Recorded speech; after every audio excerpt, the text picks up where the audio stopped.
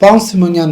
այս փուլում շատ է քննարկվում Հայաստան-Ադրբեջան հարաբերությունների կարգավորման գործընթացը եւ իշխանության ներկայացուցիչները որպես դրական ձեռքբերում ցույց են տալիս Ադրբեջանից ներկրված վառելիքը, ասում են սա եւս խաղաղության հաստատված փխրուն խաղաղության ապացույցներից մեկն է։ Դուք ինչպես եք սա մեկնաբանում այդ գործարքը ընդհանրապես այս փուլում Հայաստանում ադրբեջանական ապրանք վաճառելը։ Այս փուլում ես համարում եմ դա ոչ պատշաճ, ինչու, որովհետև դեռևս մարդկանց մոտ այդ պատերազմի արհավիրքի կորուստի ցավը կա, չհանգուցալուծված խնդիրներ կան, սահմանների հարցը ճշգրտված չէ, խաղաղության պայմանագիր չկա, գերիների և անհետ կորածների մասին տեղեկատվություն չկա, Արցախի ցեղասպանության հարցը մնացել է օդում կախված, տևական ժամանակ մերթ ընդ մերթ Ադրբեջանի ռազմաքաղաքական ղեկավարությունը, մասնավորապես նախագահը, ագրեսիվ հայտարարություններ է անում, պահանջատիրություն է բարձրացնում, մշակութային էքսպանսիա է իրականացվում։ Այս իրավիճակում նման ապրանքների ներկրումը, որոնք ռազմավարական նշանակություն ունեն, ես կարծում եմ ճիշտ չէ։ Առավել ևս շուկայականից ցածր գներով ինչն են ուզում փորձել, այսինքն Հայաստանի Հանրապետության քաղաքացու վրա պարտադրում են խաղաղությունը այն պարագայում, երբ որ Ադրբեջանի քաղաքացիների համար խաղաղություն չկա, էքսպանսիոնիստական քաղաքականություն է սերմանվում, նվաճողական քաղաքականություն է սերմանվում, այս առումով ես համարում եմ, որ այս քաղաքականությունը ուղղակի Նիկոլ Փաշինյանի համար ծածկադմփոցի նմանվող մի բան է, որ մարդկանց թվացյալ խաղաղության օրակարգ կերակրի, նախընտրական իրողություններով պայմանավորված, և շուկայականից էլ էժան գներով բենզինը վաճառում են, որ կարողանան մարդկանց որովայնապաշտ հակումներին հագուրդ տալ, ես կարծում եմ, որ նրանք թերագնահատում են Հայաստանի Հանրապետության քաղաքացուն, որտեղ Հայաստանի Հանրապետության քաղաքացին արժանապատվություն ունի և չհանգուցալուծված հարցերի և հիմնախնդիրների թոհուբոհի մեջ որովայինը չի գերադասի իր ոգուն։ Հիմա չպետք է գնան նման գործարքներ, օրինակ մասնավոր ընկերությունները հնարավորություն ունեն Ադրբեջանից ապրանք բերել, վաճառել կամ այստեղից տանել այնտեղ վաճառել, չպետք է նման գործարքներ։ Այս պարագայում ոչ։ Այս գործարքները ինձ համար օրինաչափ կլինեին, եթե Հայաստանի Հանրապետության ռազմաքաղաքական ղեկավարությունը Արցախի ցեղասպանության հարցը բարձրացներ,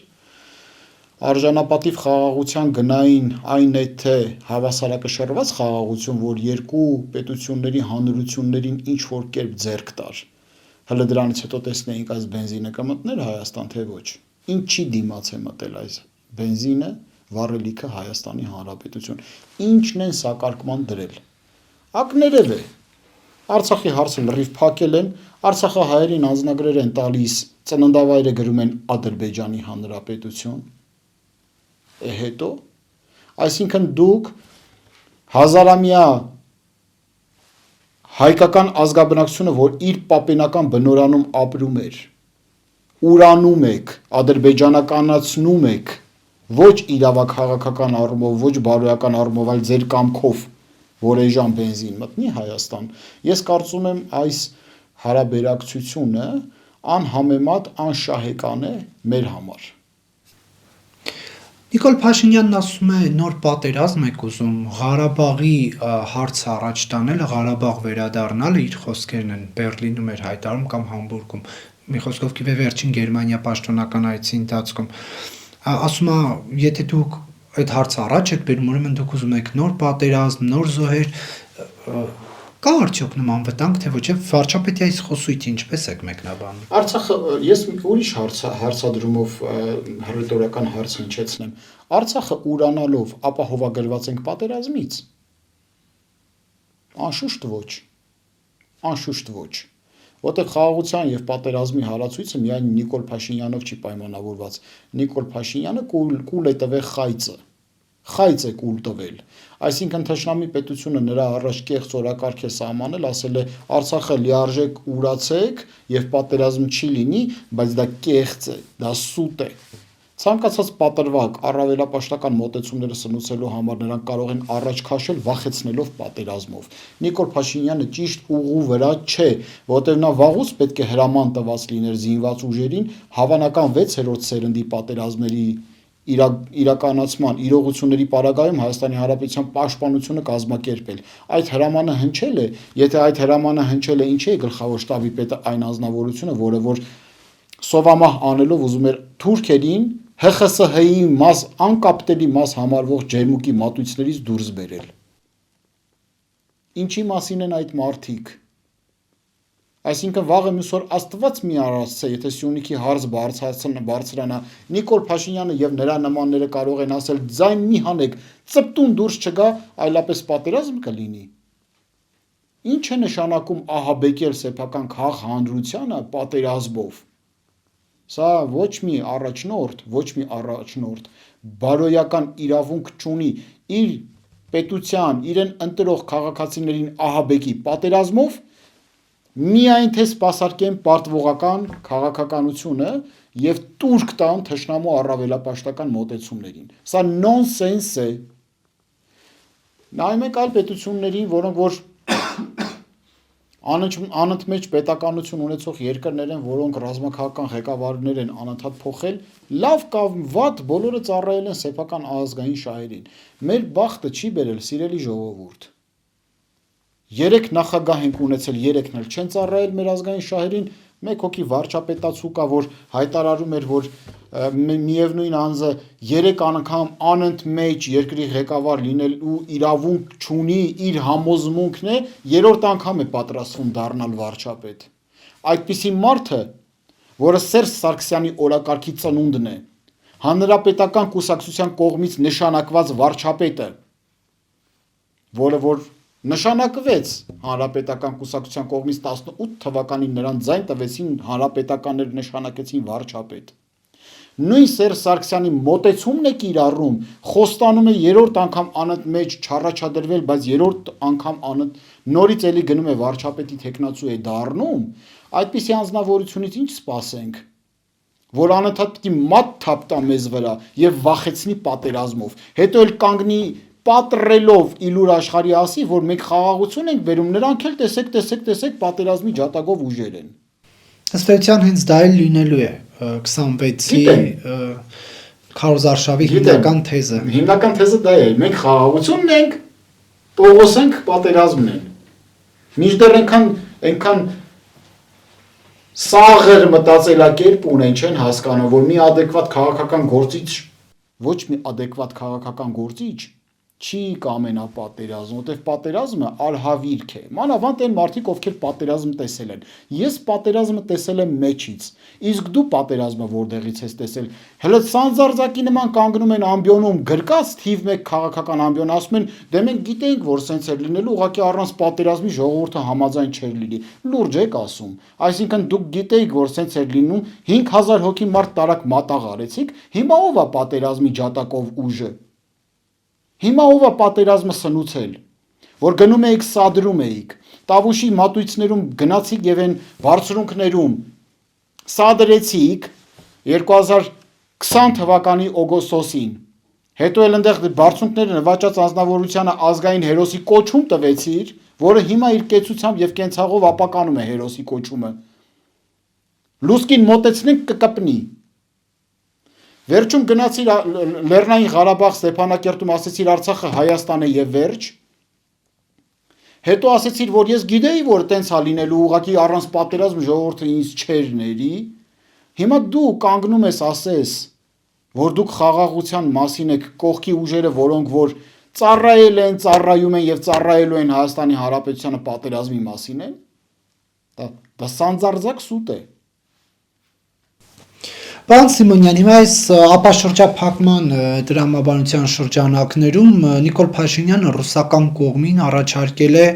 Հայաստանի տարածքում որոշ երկաթուղային ուղղություններ վերականգնի, դա Իջևան, Նախիջևան, Ախուրիկ, Թուրքիա հատվածն է, ասում է, եթե Ռուսաստանը ինչ-ինչ պատճառներով չկարողանա դա անել, դա մենք կանենք պետական բյուջեի միջոցների հաշվին։ Սա կարող է լինել հիմք կամ այն առաջին քայլերը, որ Հայաստանը ի վերջո իր երկաթուղային ցանցը ռուսական կառավարումից հետ վերցնի, եթե Ռուսաստանը այդ գումարները չներդնի։ Չի լինելու դա Նիկոլ Փաշինյանի օրոք։ որտեղ արդեն հարավկովկասյան երկաթուղիները քանիցս խախտել են պայմանագիրը կոնսեսիոն կառավարման, Հայաստանը կարող վարույթը հիմա սկսեր։ Չի լինելու Նիկոլ Փաշինյանի օրոք։ Եվ սազանդարները վկա Նիկոլ Փաշինյանը բացարձակա արևմտամետ գործիչ չի, ինչպես նաև նրանք արևմտամետ գործիչներ չեն։ Թող ժողովրդին չխաբեն։ Էշմի սատկի գարուն կգայով չեն ապրեցնում եվրոպական ուղղությունը։ Մարդիկ հիմար չեն։ Ձեր արշինով մարդկանց մի չափեք։ Նիկոլ Փաշինյանը ռուսական դրածո է իմ գնահատմամբ, իմ կարծիքով, որտեղ Սերժ Սարգսյանի քաղաքական ուժը նրան նշանակեց վարչապետ։ Իմ կարծիքով ես ունեմ մասնավոր ավելի շատ ժողովրդի պահանջով ճարահատյալ չգնաց հանրապետական այդ քայլին մենք հիշում ենք ինչ դիմադրություն կար մայիսի 1-ին չընտրեցին, հետո ավելի սրվեցներ քաղաքական իրավիճակը, մայիսի 8-ին արդեն հանրապետականները ստիպված ապահովեցին այդ անհրաժեշտ քվեները։ Իսկ դուք կարծում եք Նիկոլ Փաշինյանը հեղափոխության հնարավորություն կունենար, եթե Սերժ Սարգսյանը տրանզիտ իրականացներ իշխանության։ Ես դες հավաստիացնում եմ ոչ, որովհետև այն ժամանակ, երբ որ Գյումրիից նրանք քայլելով եկան մտան Երևան, ես գիտությունների ազգային ակադեմիայից դուրս էի եկել եւ շարժվում էի դեպի Ազատության հրապարակ։ 15-20 հոգով են մտել Ռոդենի արձանի մոտ։ Մարդկանց փողոց հանեց ոչ թե Նիկոլ Փաշինյանը, ուսապարկը ուսին, այլ Սերժ Սարգսյանի մնալը, երբ որ ինքը խոսք էր տվել գնալ, բայց մնաց։ Սերժ Սարգսյանի մնալը մարդկանց դուրս բերեց։ Հիմա ես որպես քաղաքական գործիչ եւ վերլուծաբան, հանրային գործիչ, կարող եմ կասկած ունենալ, որ դա նախագծված պլան էր։ Հենց նույն Սերժ Սարգսյանի կողմից։ Կարող եմ այդ կասկածը ունենալ, ես իրավունք ունեմ այդ կասկածը ունենալ։ Հետևաբար թույլ տվեք չհավատալ, որ մարդկանց ճնշումներով հանրապետական կուսակցությունը նրան նշանակեց վարչապետ։ Պարոն Սիմոնյան, բայց անհանդերձ այս երկաթուղու հետ կապված ինչ զարգացումներ կարող են ունենալ։ Արդյոք Ռուսաստանը այս վիճակում այդ գումարները պատրաստ է ներդնել։ Բացարձակապես ոչ մի լումա չի ներդնելու։ Երկաթուղու ազգայնացման գործընթացը այսօր երեք պետք է իրականացվեր։ Երկաթուղու Հայաստանի Հանրապետության երկաթուղիների ազգայնացման գործընթացը պետք է մեկնարկեր 3 չառաջի օրը անգամ։ Դուք ժամանակ եք տալիս ռուսներին դեռևս տեսնեք այդ գումարը կներդնի թե ոչ։ Գրպաններդ լայն բացարեք։ Առիթ պետք չի, որ Առիթ կա։ Հարավկովկասյան երկաթուղու ղեկավարության հետ զրուցել եք դուք։ Ես առիթ ունեցել եմ մարդկանց հետ զրուցեմ, ովքեր Հարավկովկասյան երկաթուղաների ցանցի հետ ձեզ տրցակներով պատճառաբանությունը տան, թե ինչքան են նրանք խախտել պայմանավորվածությունները։ Խախտել են, արդեն կարած դու գործադրես, առիթը կա։ Էլի հավելյալ առիթ ուր ես ուզում։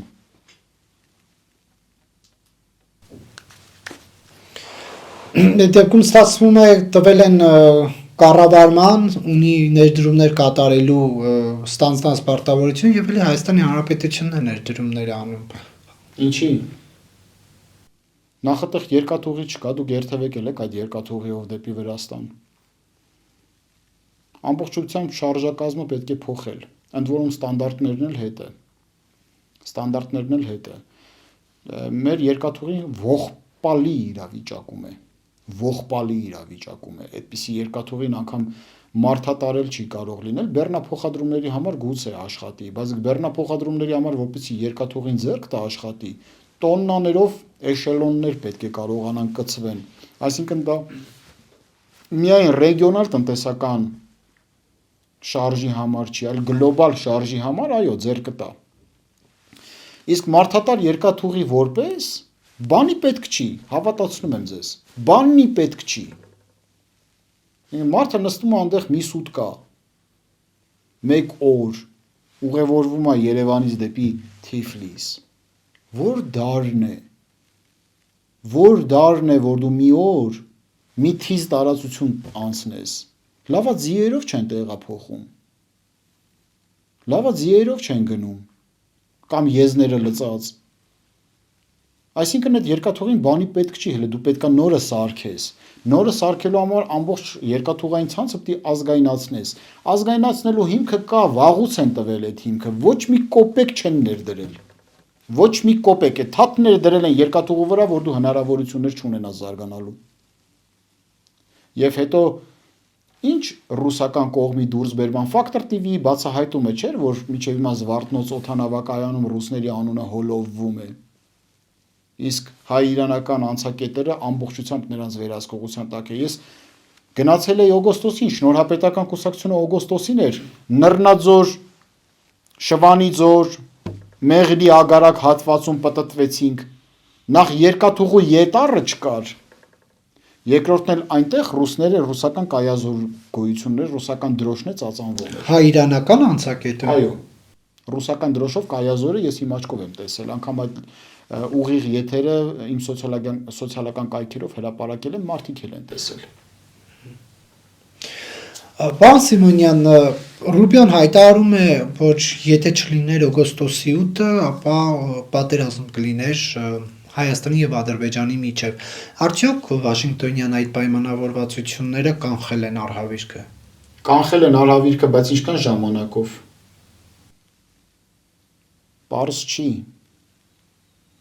Պարզ չի։ Հիմա կանխված արհավիրքով ձեր գործողությունները ո՞րն է։ 3 միլիոն պարգևավճար վճարելը աղքատ եւ հոգացության կարիք ունեցող падգամավորներին, ընդ որում բոլորն են այդպիսին։ Թե բարձր գումարներ վճարելը պաշտպանության նախարարության բարձրաստիճան հրամանատարության է եւ ինչի դիմաց։ Հիմա ինչ որ մեկը աչքները լցրած sense արցունքը մաքրելով կասի երկիրն են պաշտպանում։ Լուրջ եք ասում։ Արհավիրքը կանխել են, բայց ինչքան ժամանակով։ Ես որևէ գործուն քայլեր չեմ տեսնում, որպեսզի պետական կառավարման համակարգը շտկվի, որպեսզի պարարտ հող լինի Հայաստանի Հանրապետությունում, որ մասնավոր հատվածը եւ Սփյուռքը կարողանա զարգացնել երկիրը։ Փոխարենը պարգևավճարներ են ստանում, չաղ ու բախտավոր, կյանքը հարուստ, երջանիկ, խաղաղությունը։ Իսկ դուք էլ օգտվեք ադրբեջանական բենզինից, էժանով, ընդ որում բարձր դասի բենզին շուկայականից էժան գնով։ Ինչու՞։ Դե բայց տեսեք, падգամավոր կա, որ մեծ դժվարությամբ մայրենի լեզվով կարդում է երդման տեքստը, այսինքն ակնհայտորեն նա չի կարողանում վարժ կարդալ, ջանք է ներդնում, որ կարողանա դա կարդալ, բայց դրա համար գուցե պարգևավճար է պետք։ Գուցե, որ հայերենի ուսուցիչ վարձի գնա սովորի հայերեն, գուցե, դեմ չեմ, եթե հայերենի սովորելու վրա կծախսի։ Ինչ ասեմ, հարգելիներս, տրամադրվեք փոփոխությունները։ Ինչպես հասանք նրան, այսպես եկանք մի անգամից ներքաղաքական հարցեր, բայց ինչպես հասանք նրան, որ այլևս այս իշխանությունը հաշվետու չէ, առաջ օրինակ ասում էին, որ դուք վարչապետներից մեկն եք, զեկուցում էր Նիկոլ Փաշինյանը, ներկայացնում էր հաշվետվություններ տալիս։ Հիմա ինչպես հասանք նրան, որ օրինակ ազգային ժողովում դեկտեմբերին, երբ մարդիկ սոցիալական խնդրի առջև են կանգնած, չգիտեմ, գուցե շատերը այս տոնական, նախատոնական օրերին չեն կարողանալու իրենց երեխաների համար մինիմալ անհրաժեշտություններն ապահովեն եւ լուրերից տեղեկանում են, որ падգամավորները 3 միլիոն 25 հազար դրամ են ստացել։ Կոմֆորտի գոտում են։ Նախ որպեսի քաղաքացիական պայմանագիր կուսակցությունը չայլասերվեր, վերին օղակները պետք է քաղաքական կամք դրսևորեին։ 2021 թվականին լիարժեք նոր խորհրդարան ձևավորեին, լիարժեք նոր падգամավորական դասով։ 30% կարող էր լիներ հինը, 70% պետք է փոխվեին։ Եվ դա արյան շրջանառության նման պետք է լիներ անընդհատ։ Կոմֆորտի զոնան սարսափելի բան է։ Եվ մի կարևոր հանգամանք էլ կա։ Միևնույն անձը ինչքան ուզում է լավը լինի։ 10 տարի, 8-ից 10 տարի, երբ որ մնում է իշխանության, փչանում է, կոմֆորտի զոնայի մեջ է մտնում, դու պետք է հեռանաս եղբայր, ժամանակ չկա։ Ժողովուրդը կորոշի։ Ժողովուրդը կորոշի, ժողովրդին ընտրանք պետք է տրամադրեք։ Չեմ ասում քաղաքացիական պայմանագիրը չմասնակցի ընտրություններին, ես նման բան չասեցի, բայց նույն ֆիգուրով չէ։ Բայց 7 տարի իշխանության եք, դու քեզ փոխարինող չես պատրաստել։ Նույն ֆիգուրով չէ։ Ուրիշ անուն ազգանունով ուրիշ մարդ այդ կարգավիճակին չունեք։ Որ գնա այդ մարդը քաղաքացիական պայմանագիր կուսակցությունից որպես վարչապետի թեկնածու չունեք։ Արարատ Միրզոյանին պատրաստ էիք այդ դերակատարության համար։ Ալեն Սիմոնյանին այդ դերակատարության համար պատրաստ էիք։ որևէ մեկին, բայց ոչ դու եւ քո ընտանիքի որևէ մի անդամ, ոչ դու, ոչ թե որ դու ես դրա համար, երկու անգամ եղել ես, երրորդ անգամ չի կարելի, կարմիր գիծ ես հատում, Սերժ Սարգսյանի գիծը հատել ես։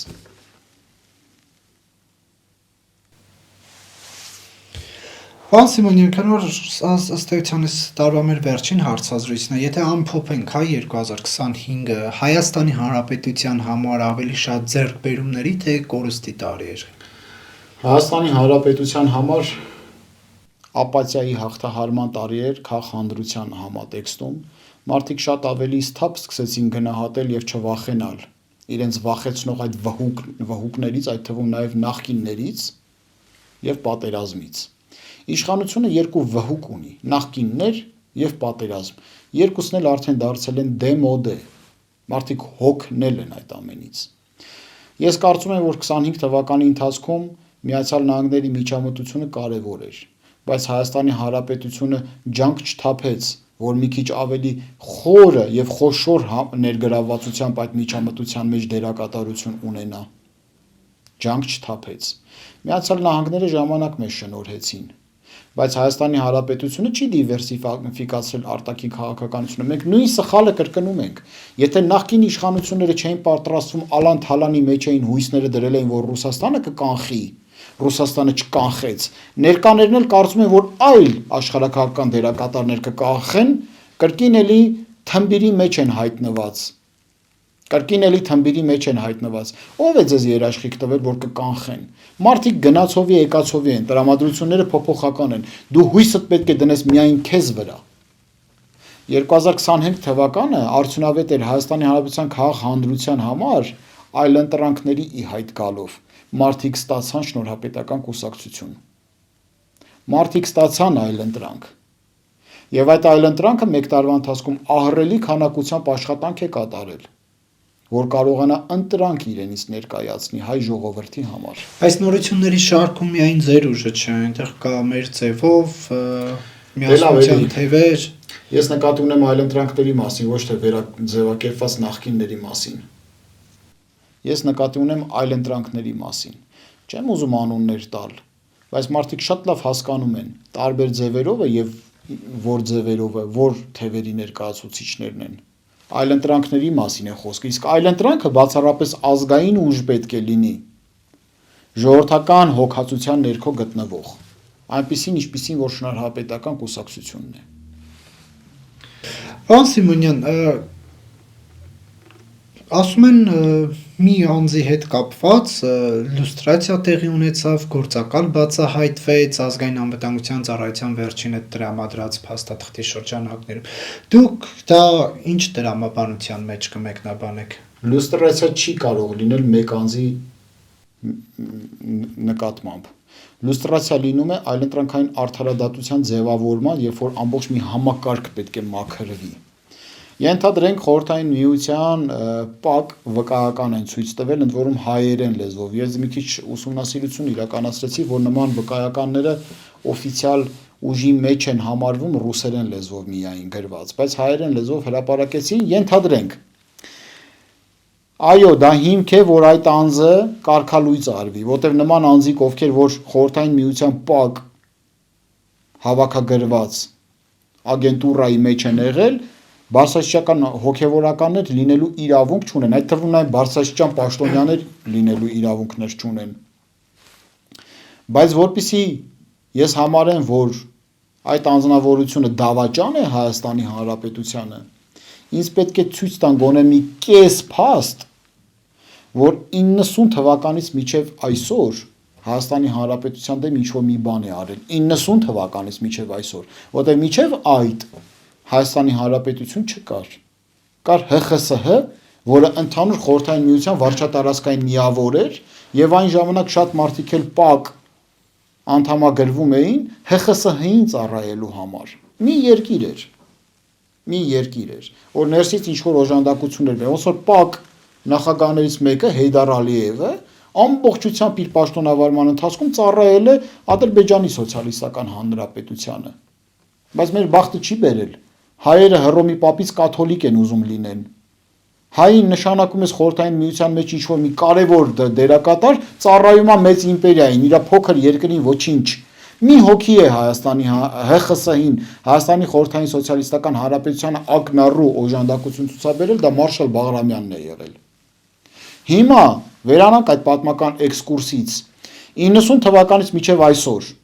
այդ անձնավորությունը ում թուղթը ցույց տվեցին խորհրդային տարիների։ Կես ապացույց կա, որ Հայաստանի Հանրապետության դեմ գործել է, ես վստահ եմ, որ գործել է, բայց թող ցույց տան։ Ինչի են վստահ, որ գործել է, որտեվ այլ պետության հատուկ ծառայություններ նրան կարմիր սև ցուցակի մեջ են արդեն դրել ուկրաինական հատուկ ծառայությունները։ Նշանակում է, որ հաստատ կեղտ կատակը։ Բալավ դա ինչի չեք ցույց տալիս, որ ես բաց ասեմ դավաճան եք բռնել, տվեք Ինտերպոլ։ Ինչու ցույց չեն տալիս։ Չգիտեմ։ Ինչու ցույց չեն տալիս։ Միգուցե Խոստովանեց Նիկոլ Փաշինյանը Ռուսաստանի հետ հարաբերությունները, ասաց նաև պետք է այլ պետությունների հետ հարաբերությունները հաշվի առնել։ Խոստովանեց, որ Պուտինի մարդն է։ Օտար պետության լրտես ես ձերբակալել, եղբայր, Հայաստանի Հանրապետության վարչապետ ես։ Քո գործողությունները։ Ինչ չես խոսում։ Քո գործողությունները։ Որոնք պետք է լինեին։ Ցույց են տալիս բոլոր հրապարակում են բոլոր փաստաթղթերը, գլխավոր դատախազը մեղադրանք է հնչեցնում, Հայաստանի Հանրապետությունը դիմում է Ինտերպոլին, այդ անձնավորության հասցեին, որ ցանկացած երկրում բռնեն, ձերբակալեն, արտահանձնեն Հայաստանի Հանրապետության դատարանի առաջ կանգնեցնելու որպես պետական դավաճան։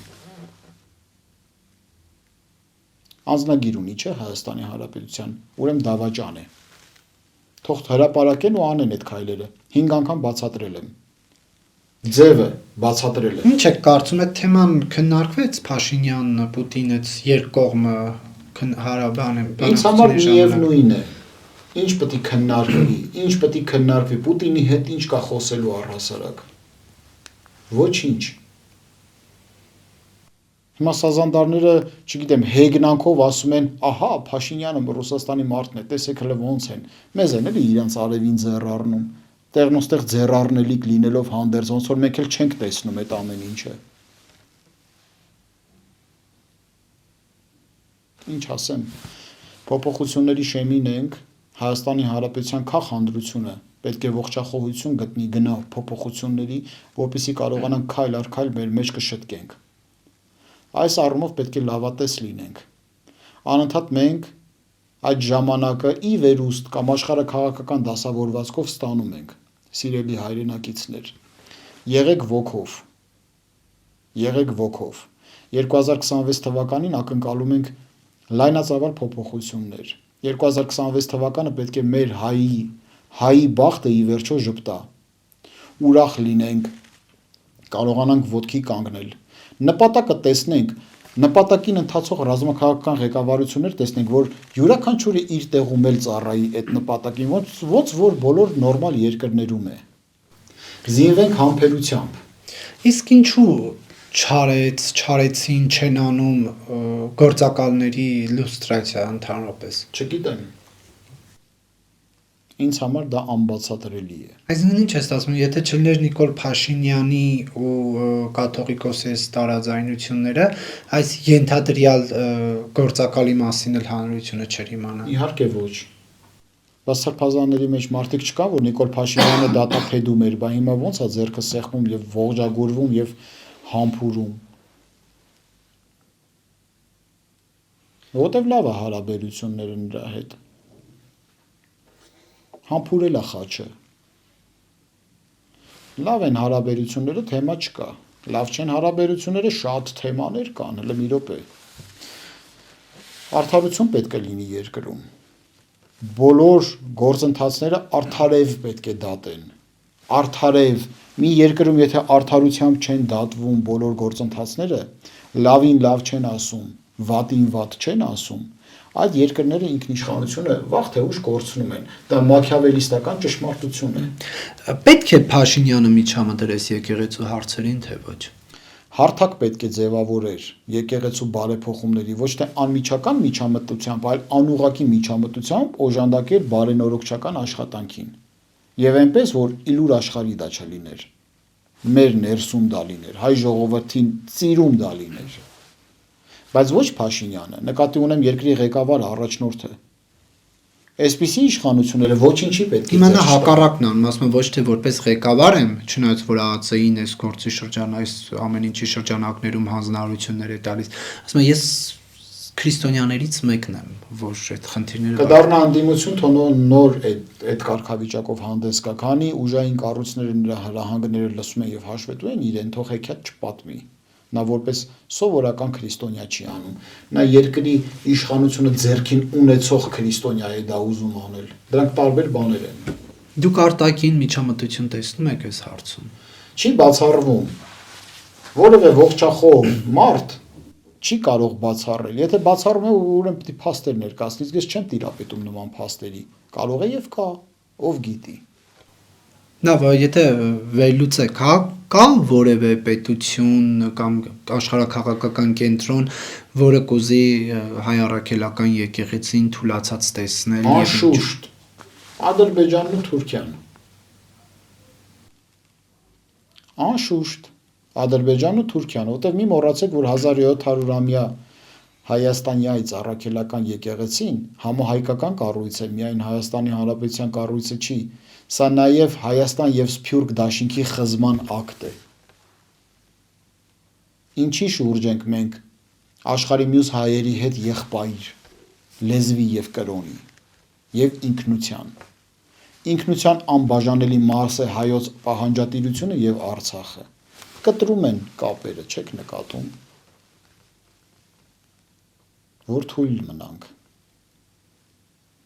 որ սպասարկող անձնակազմ դառնա Հայաստանի Հանրապետությունում մնացած փոքրականակ ազգաբնակչություն։ Այս մի կողմից ասում է կաթողիկոսը նախկինների հետ ասոցացվող, Ռուսաստանի հետ ասոցացվող, մյուս կողմից էլ ասում է նա Նիկոլ Փաշինյանը 1700-ամյա ինստիտուտը փորձում է քանդել։ Վեհապարի մասին չի խոսքը գնում, եկեղեցու մասին է խոսքը գնում։ Եթե հարցը լիներ վեհապարի փոփոխությունը, այսպիսի ճանապարհով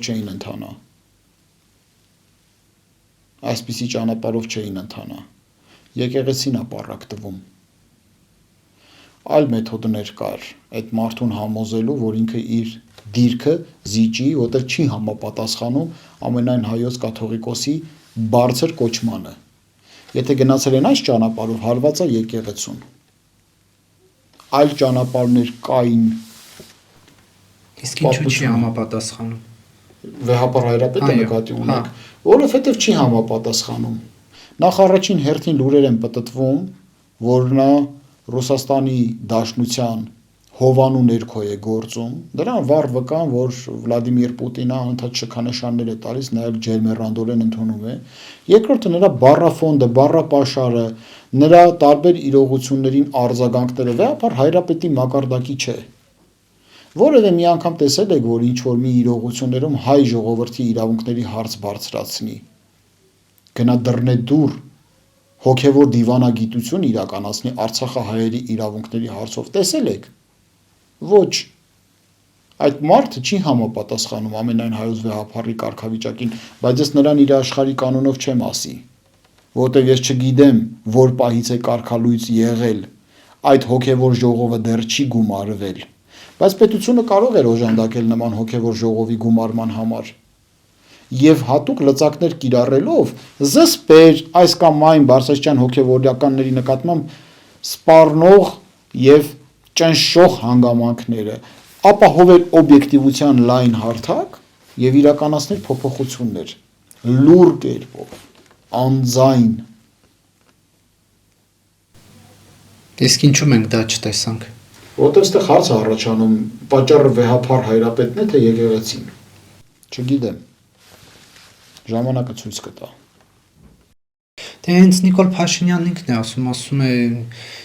մի ժամանակահատվածում թուրքական սուլտանն է գրել եկեղեցու կարգ ու կանոնը, մի այլ ժամանակում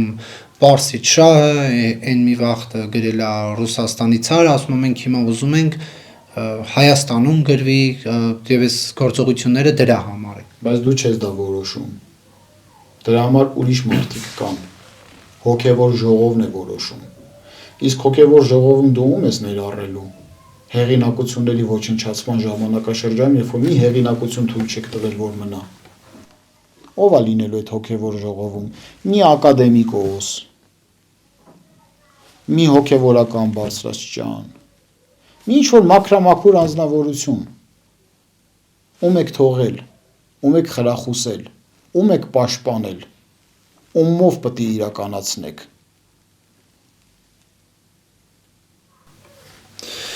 Եվ ինչ է կարծում, ինչպես կհանգուցալուծվի այս տարաձայնությունները վարչապետի եւ կաթողիկոսի միջև։ Ինձ դա չի հետաքրքրում։ Ես այլընտրանք եմ կայացնում, Բայց ցնցում է Հայաստանը ամեն Դե օր։ իհարկե ցնցում է ամեն օր Հայաստանի Հանրապետությունը։ Համապետական ընտրություններին մնացել է 5 ամիս։ Հայաստանի Շնորհապետական կուսակցությունը պատրաստվում է այլընտրանք ներկայացնել մեր սիրելի քաղաքացիներին։ Դեկտեմբերի 18-ին մենք ունեցանք համագումար, այդ համագումարի ընթացքում Հայաստանի Շնորհապետական կուսակցության աշխարհաժողովը որոշում կայացրեց, որ Հայաստանի Շնորհապետական կուսակցությունը 2026 թվականին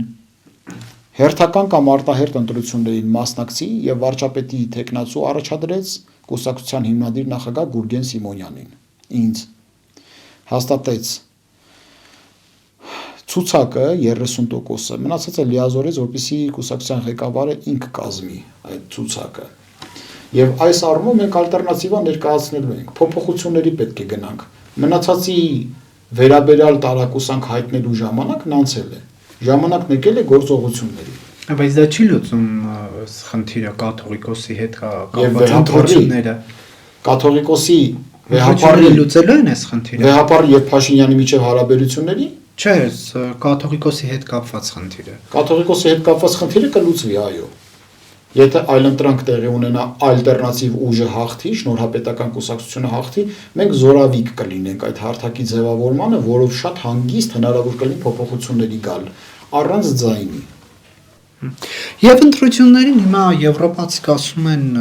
վտանգված են Հայաստանի ընտրությունները 26 թվի հիբրիդային պատերազմ, Ռուսաստանից ճնշումներ, միլիոններ են տալիս դրան դիմակայելու համար։ Դուք որպես ըստ էության մասնակից ընտրությունների, քանի որ պաշտոնապես գրանցված չէ, դրա համար եմ ասում ըստ էության։ Ինչպես եք օրինակ պայքարելու, թե օրինակ դա ձեզ շրջանցում է, ձեզ չի շրջանցում։ Դա մեզ էլ է վերաբերում։ Ինչ օրինակ ինչպես է արտացոլվում դա։ Դիտորդական առաքելություն իրականացնելով դիտորդներ ունենալով, վստահված անձիկ ունենալով, հանձնաժողովում անհատներ ունենալով, վերահսկելով process-ը, շահագրգիռ ուժերի հետ վերահսկելով process-ը, ուշով հետևելով եվրոպական դիտորդական առաքելություն իրականացնող անձանց գնահատականներին, պետք է կարողանանք վերահսկել ամբողջ ազգով։ Իհարկե վերաբերվում է մեզ, դա մեծ ռիսկ է։ Դուք ինչ եք ֆիքսում այդ հիբրիդային պատերազմի շրջանակներում։ Վարչական ռեսուրսի կիրարկում, օտար պետությունների ազդեցություն, Ռուսաստանի, Ադրբեջանի, ով գիտի այդ էժան բենզինը ինչի համար է ստեղ։ Ով գիտի, ոնց դիտարկենք դա, ինչի է շուկական գնից էժան բարձր մարկայի բենզինը։ Որովհետև բարի կամքի դրսևորումը վճար չեն տվել տարանցման համար տարանցման համար ենթադրենք ում են վճար տվել, եկեք հաշվենք տենանք Վրաստանը այդքան տարանցման համար փող ուզում է, որ գալիս դորդու բեշա կանգնում ռուսական բենզինը։ Ես իհարկե չեմ համարում, որ ռուսական բենզինին այլընտրանք չկա։ Ընդհակառակը ես համարում եմ ռուսական նավթամթերքից եւ վառելիքից ինչքան մենք հեռու մնանք, այդքան լավ, բայց ոչ այս ճանապարհով։ Ոչ այս ճանապարհով։ Իրանի Իսլամական Հանրապետություն կա տարածաշրջանում առհասարակ։ Կարելի է խրախուսել ալտերնատիվ էներգիայով ընթացող մեքենաների ներմուծումը Հայաստանի։ Ռուսաստանի կողմից միջամտությունը ինչպես է դրսևորվել ընտրություններին։ Եվ ընտրակաշառքների մեթոդով, եւ այդ մուլտիպլեքսում Նիկոլ Փաշինյանի կողմից փայփայած ռուսական մեդիայով մարդկանց գիտակցության վրա ազդելով, առելի քանակությամբ ֆինանսական կապիտալ ունեցող ուժեր կան, որ նետվել են թաթերաբեմ ընտրապայքարի մեջ։ Ահռելի քանակությամբ է։ Մենք երազենք այդ ունեցվածքի 1/1000-ը չենք կարող տեսնենք, որ կարողանանք քաղաքական process-ներ իրականացնել ժողովրդի ֆինանսավորմամբ ուժենք։ Ինչքան պետք է ժողովուրդը ֆինանսավորի, որ մենք նրանց հետ այդ առումով մրցակից լինենք նյութական առումով։ Բա դա ներուժա չէ։ Ներուժ է։ Վարչական ռեսուրսը մի այլ ներուժ է։ Մեր նման այլընտրանքներ պետք է վերահսկեն եւ ժողովրդին խնդրեն, որպեսզի զորավիգ լինեն մեզ, որ մենք կարողանանք վերահսկել ճշգրիտ։ Եվ հույսս նաև եվրոպական դիտորդական առաքելություն իրականացնող անձիկ են, որոնք օբյեկտիվության սահմաններում կշարունակեն մնալ։ Բայց հիմա այս պայդրությամբ ձեր կուսակցությունը ստուգության միայնակ է պայքարելու, որովհետև դուք գործողին դեմ եք, նախկիններին դեմ եք, նոր ստեղծվածները համարում եք կոլաբորացիոնիստներին դեմ ենք, դրսի ուժերի ներկայացնող ուժերին, ալբանյակ ուժերին դեմ ենք, նախկինների եւ ներկաների։ Մնացած այլ միանակ բայց մնում է։ Մենք որպես կուսակցություն առանձին ենք մասնակցելու, բայց այնպես չի, որ մեզ չեն միանա այլ անձիկ, հասարակական կազմակերպություն։ Օրինակ հետընտրական այդ կոալիցիաների դեպքում որևէ մեկին ըստ էության չեք դիտարկում այս բանին։ Նախկիններին միանալու հանգամանքը ի սկզբանե մերժում ենք, բացառվում է նման բան լինի եւ ներկաներին միանալու հանգամանքը մնացածը ցույց կտա կոնյունկտուրան, ազգային ժողովի կոնյունկտուրան։ Կհասկանանք ազգային ժողովի կոնյունկտուրայից ի վերջո այն անձիկ, եթե ազատ արդար թափանցիկ ընտրություններ տեղի ունեցան եւ դասավորվածքը եղավ այդպիսին, պետք է նաեւ գիտակցենք, որ ժողովրդի մի ինչ-որ տվյալ հատված կա, որ այդ ուժերին է ճանապարհ հարթել դեպի ազգային ժողով։ Ազգային ժողովի դասավորվածքը արդեն մեզ կթելադրի նոր իրավիճակը։ Այնպես չի, որ պետք է դու հանդես գաս նաեւ սաբոտաժի իրականացնողի կարգավիճակում պետական կառավարման համակարգը կոլապսի բերես։ Ազգային շահերը քեզ համար առաջնակարգ պետք է լինեն եւ իրավիճակային լուծումներ փնտրելու համար շնորհապետական կուսակցությունը բաց է ազգային շահերի տեսակետից, Հայաստանի Հանրապետության ազգային շահերը սպասարկելու տեսակետից։ Այս առումով քննարկումներ կարող են լինել, բայց ինչ վերաբերվում է միանալ այս կամ այն ուժին ընտրական գործընթացներում, մենք դա մերժել ենք։ Ի սկզբանե։ 2026 թվականն է գալիս։ Պոզիտիվ եւ բարին մաղթելով մեր սիրելի հայրենակիցներին ուզում եմ շնորհավորել Ամանորի եւ Սուրբ Ծննդյան տոների կապակցությամբ, մաղթել ամենայն բարիք։ Երջանկություն եմ մաղթում սիրելի հայ ժողովրդին, լինեք ոգով եւ հիշեք, որ գործը ծնում է ուժ, ուժը իրավունք։ Շնորհակալություն, պարոն։ Շնորհակալություն։